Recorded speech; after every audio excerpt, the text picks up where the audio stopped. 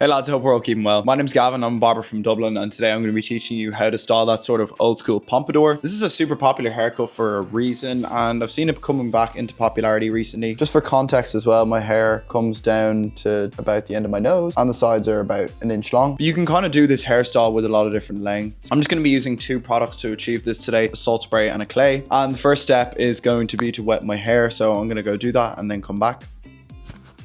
Okay, our hair is now wet. I actually just put my head under the tap there because I'm going to have a shower later after the gym. But you can do this after shower when you wake up in the morning. A lot of people ask about hair products as well, and particularly ours. Can you go to bed with them or can you use them every day? You can. The products we make are water-based, which basically just means that if you wash them out with water, they will come out of your hair. They're not just going to get stuck in there like some others would. And in terms of shampoo and conditioning, I know a lot of people are on this no shampoo buzz at the moment. You can do that. Personally, I'm not a big fan of it. I like to shampoo my hair once or twice a week. You also want to make sure you're conditioning every time you shampoo your hair, otherwise it's just going to end up flat. I use the Argan Oil shampoo and conditioner from Pompadour hair. So yeah, now we're going to go into using the products. So the first product we're going to be using today is sea salt spray. This is going to act as a perfect pre-styler. You're going to give it a big shake. I'm using the one from Pompadour hair. All the products I'm using today are going to be linked in the description, by the way. And I'm just going to start putting it all over my head. I've seen a lot of people as well, what they're doing now is spraying it into their hands and then moving it in. That can work really nicely too. And you might have seen some of my other tutorials, we'd usually scrunch here for more texture. This style, we're not looking for much texture, so we want to be kind of using our fingers as a comb and just combing it all straight back. You can see my natural parting is starting to form. I'd recommend just sticking with your own natural parting. It might be somewhere close to the middle, it might be the other side, but yeah, just don't fight the way your hair grows. So the next product I'm going to be using is a grooming clay. This is really going to put the style into place. The salt spray is kind of just a pre-styler. It's going to help it dry properly into the style. The clay is really going to give us that sort of look, and I've used a good bit there, probably just over the size of a pea. I'm rubbing it all over my hands. So the clay is really going to give us that volume that we're after and help us when we start blow drying it too. And I'm actually just going to keep my head down and I'm just going to start distributing it all in through my hair, actually back to front, which seems quite counterintuitive, but right now we're actually not trying to achieve the style. We're just trying to kind of set the hair in place for when we start blow drying. And then once we've gone back to front, we can start going front to back and setting it a little bit more, and we can get an idea of what it's going to start looking like. So now with the blow dryer, you don't need anything fancy. I've just got this one from the hotel room I'm in right now, just proving that you don't need a proper one.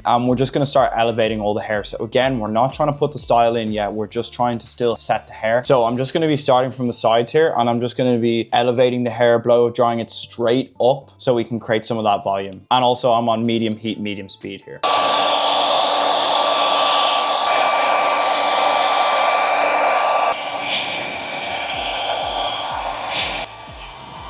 Ideally, you're going to want to have that nozzle on, but mine just fell off, so I'm just going to run without it for now.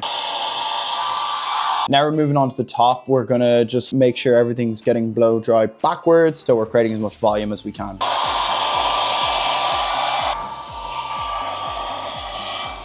Now for the most important part of the pompadour, we're going to start going with the fringe, and we're just going to be blow drying it straight upwards.